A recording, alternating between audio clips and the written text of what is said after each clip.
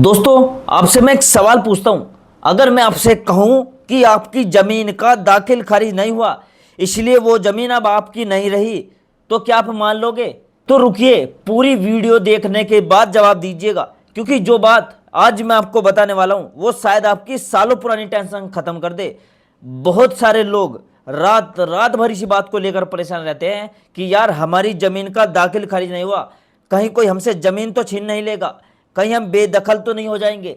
Supreme court ने इस पर बिल्कुल साफ साफ और सीधी बात कही है, और आज हम उसी को पूरी डिटेल में एक एक करके समझने वाले हैं, इसलिए वीडियो को पूरी देखनी है आपको। और दोस्तों, आपसे एक छोटी सी रिक्वेस्ट है, हमारी वीडियो आपके मोबाइल पर रोज शाम को 6 बजे पहुंच जाती है, तो आपको क्या करना है, रोज हमारी 6 बजे वीडियो देखनी है।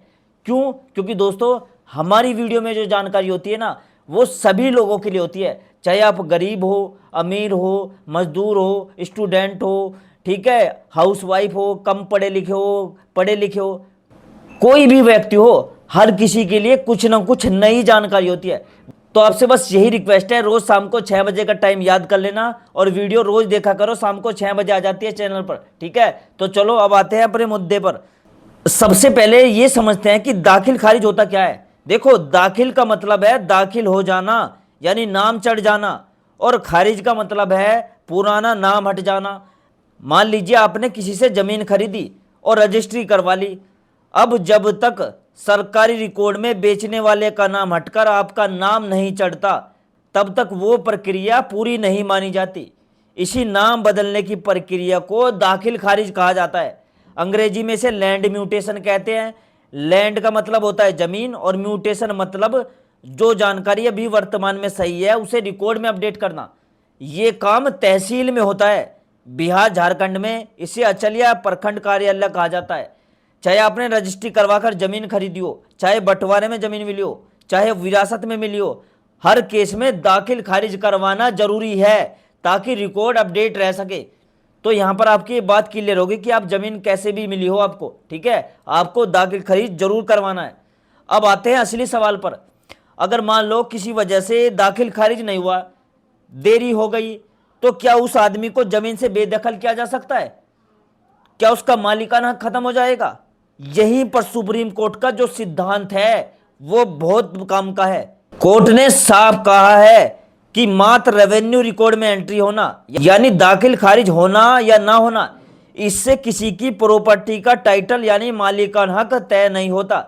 और ये एंट्री सिर्फ फिजिकल पर्पज के लिए होती है, यानी सरकार को टैक्स, लगान और राजस्व वसूलने के लिए। समझ गए? आप जो टैक्स भरते हो, रसीद कटवाते हो, वो सरकार के रिकॉर्ड के लिए जरूरी है, लेकिन इससे कोर्ट में आपका मालिकाना हक साबित नहीं हो जाता। अब यहां जो सबसे बड़ी राहत की बात है वो ये है कि अगर आपकी जमीन का दाखिल खारिज नहीं हुआ है, चाहे वो 6 महीने पहले खरीदी हो, साल भर पहले खरीदी हो, 2 साल पहले खरीदी हो, या 20-30 साल पहले, तो सिर्फ इस देरी की वजह से आपका मालिकाना हक खत्म नहीं होता। अगर आपकी रजिस्ट्री का सही कागज है, बंटवारे का पेपर है, वंशावली सही है, तो जमीन आपकी ही मानी जाएगी। दाखिल खारिज ना होना सिर्फ एक प्रक्रिया की कमी है, यह आपका मालिकाना हक को नहीं छीन सकता। तो जिन लोगों को यह डर सता रहा था कि दाखिल खारिज लेट हो गया तो पता नहीं जमीन का क्या होगा, उनके लिए एक बहुत बड़ी राहत की खबर है। समझ गए? लेकिन भाइयों, इसका दूसरा पहलू भी उतना ही जरूरी है, और यहीं पर लोग अक्सर गलती कर बैठते हैं। जैसे ही दाखिल खारिज ना होने से हक नहीं जाता, वैसे ही सिर्फ दाखिल खारिज हो जाने से भी किसी को पूरा मालिकाना हक नहीं मिल जाता। यह भी बात ध्यान रख लेना। मतलब अगर किसी ने गलत तरीके से फर्जी कागज बनाकर, फर्जी साइन करके अपने नाम से दाखिल खारिज करवा लिया है, सिर्फ इस आधार पर कि उसके नाम से रिकॉर्ड में एंट्री हो गई है, तो वो कानूनी मालिक नहीं बन जाता। कोर्ट का कहना है कि रेवेन्यू रिकॉर्ड में नाम चढ़ जाना कोई लीगल टाइटल नहीं देता। अगर टाइटल पर विवाद है, यानी असली मालिक कौन है, इस चीज पर झगड़ा है, तो इसका फैसला सिविल कोर्ट में होता है, ना कि सिर्फ ये देखकर कि रेवेन्यू रिकॉर्ड में किसका नाम चढ़ा है। अब समाज में देखिए, ये बहुत आम बात है। बहुत सारे लोग ऐसे होते हैं जो पैसे के बल पर, पहुंच के बल पर, या किसी सरकारी दफ्तर में सेटिंग करके गलत तरीके से जमीन अपने नाम करवा लेते हैं। मान लीजिए किसी के दादा परदादा के नाम से जमीन थी और परिवार में कोई एक आदमी ज्यादा तेज तर्रार निकल गया, दफ्तर में जान पहचान बना ली और बाकी हिस्सेदारों को बिना बताए पूरी जमीन अपने नाम करवा ली। ऐसे मामलों में सिर्फ ये कहकर कि मेरे नाम से दाखिल खारिज हो चुका है इसलिए जमीन मेरी है तो ये नहीं चलेगा।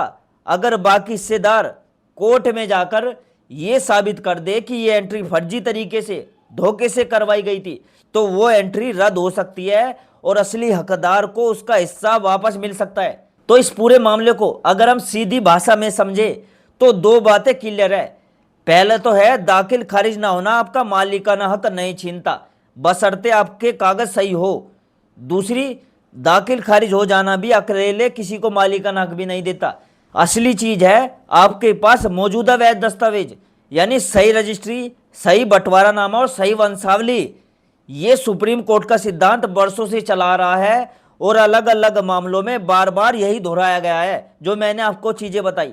यानी ये कोई एक बार का फैसला नहीं है बल्कि स्थापित कानून है जिस पर देश की अदालत चलती है।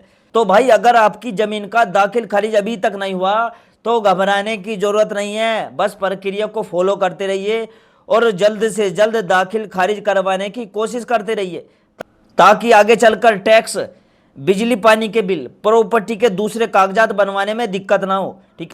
और अगर आपको भी शक है कि आपकी पैतृक जमीन के साथ परिवार में किसी ने धोखाधड़ी कर दी है, फर्जी तरीके से दाखिल खारिज करवा लिया है तो घबराओ मत। सिविल कोर्ट में जाकर अपना हक साबित करने का आपके लिए पूरा रास्ता खुला हुआ है। ठीक है। और अगर दोस्तों आपको वीडियो पसंद आया हो तो वीडियो को लाइक करिएगा, चैनल को सब्सक्राइब करिएगा और इस वीडियो को ज़्यादा से ज़्यादा लोगों तक शेयर करो क्योंकि दोस्तों हर किसी ना किसी के पास ज़मीन जरूर होती है, कोई प्लॉट खरीदता है, कोई ज़मीन बेचता है। ठीक है। तो ये हर किसी के लिए इंपॉर्टेंट वीडियो है। ठीक है। तो दोस्तों वीडियो को शेयर कर देना, अपने व्हाट्सएप, इंस्टाग्राम सभी स्टोरी पर लगा दो, व्हाट्सएप ग्रुप में भेज दो। ठीक है। और दोस्तों शाम का 6 बजे टाइम याद जरूर रख लेना, रोज शाम को 6 बजे वीडियो जरूर आती है। ठीक है। तो रोज वीडियो देख लिया करो। ठीक है। कुछ ना कुछ सभी के लिए जानकारी कुछ ना कुछ जरूर मिलेगी। तो ठीक है, टाइम याद कर लेना और मैं मिलता हूं दोस्तों आपसे अगली वीडियो में एक नई खबर, एक नई जानकारी के साथ। तब तक के लिए दोस्तों जय हिंद, जय भारत।